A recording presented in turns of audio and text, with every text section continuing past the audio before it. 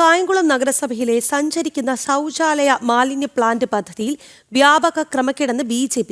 പ്ലാന്റിനായി നഗരസഭയിൽ 5.5 ഏക്കർ സ്ഥലം ഉണ്ട് എന്ന വിവരം മറച്ചുവെച്ച് സഞ്ചരിക്കുന്ന പ്ലാന്റിന് അനുമതി നൽകുകയായിരുന്നു. ഭൗമ എന്ന സ്ഥാപനവുമായി മാലിന്യ പ്ലാന്റ് പ്രവർത്തിപ്പിക്കാൻ കരാർ നൽകിയതും അഡ്വാൻസ് നൽകിയതും നഗരസഭാ കൗൺസിലും സ്ഥിരം സമിതികളും അറിയാതെയെന്നും BJP ചൂണ്ടിക്കാട്ടി. കായംകുളം നഗരസഭയിൽ സഞ്ചരിക്കുന്ന ശൗചാലയ മാലിന്യ സംസ്കരണ പ്ലാന്റിൻ്റെ 5 വർഷത്തെ പ്രവർത്തനത്തിനായി 1,79 ലക്ഷം രൂപയ്ക്കാണ് ഭൗമ എന്ന സ്ഥാപനവുമായി കരാർ ഒപ്പിട്ടത്. വാഹനം വാങ്ങാനായി 27 ലക്ഷം രൂപ മുൻകൂറായി കൈമാറുകയും ചെയ്തു. 8.25 ലക്ഷം രൂപ വില വരുന്ന വാഹനം വാങ്ങാനാണ് 27 ലക്ഷം രൂപ അഡ്വാൻസ് നൽകിയത്.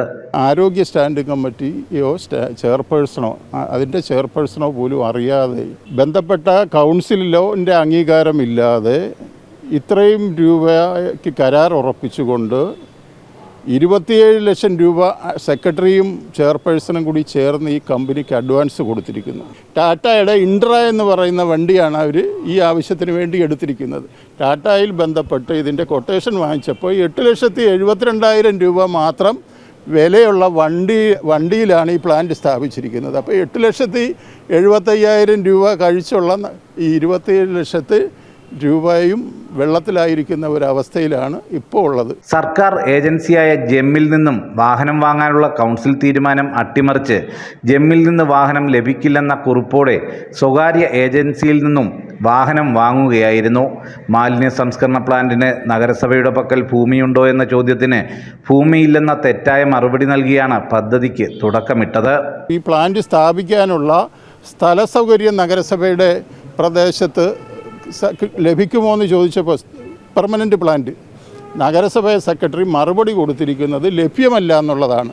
പക്ഷേ കരമാലിന്യ സംസ്കരണ പ്ലാന്റുമായി ബന്ധപ്പെട്ട് തന്നെ ഏതാണ്ട് 15 വർഷത്തിന് മുമ്പ് 4 ഏക്കർ സ്ഥലം പുതിയതായി വാങ്ങിയതും അനുബന്ധിച്ച് നഗരസഭയുടെ കയ്യിൽ മുമ്പുണ്ടായിരുന്ന 50 സെൻറ്റ് അടക്കം 4.5 ഏക്കർ സ്ഥലം മുരുക്കുമൂടിൽ നഗരസഭയുടെ ഉടമസ്ഥതയിൽ അനാഥമായി കിടക്കുമ്പോഴാണ് സ്ഥലമില്ല എന്ന കുറിപ്പ് കൊടുത്തുകൊണ്ട് സർക്കാർ അനുവാദം തേടിക്കൊണ്ട് ഈ വാഹനത്തിലുള്ള പ്ലാന്റ് വാങ്ങിയിരിക്കുന്നത്. കഴിഞ്ഞ ഏപ്രിൽ 25-ന് നഗരസഭാ അധ്യക്ഷ P. ശശികലയും സെക്രട്ടറിയും UDF-ലെ അടക്കം ചില കൗൺസിലർമാരും ബാംഗ്ലൂരിലേക്ക് ടൂർ പോയത് കരാർ ഒപ്പിട്ട കമ്പനിയുടെ ചിലവിലാണെന്നും കരാർ റദ്ദ് ചെയ്ത് ജുഡീഷ്യൽ അന്വേഷണം നടത്തണമെന്നും BJP ആവശ്യപ്പെടുന്നു.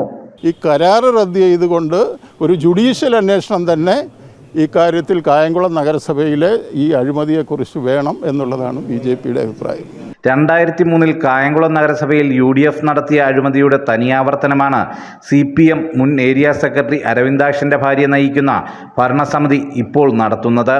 CPM നേതൃത്വവും സർക്കാരും ഇതിനെ ഒത്താശ ചെയ്യുകയാണെന്ന ആക്ഷേപമാണ് ഉയരുന്നത്.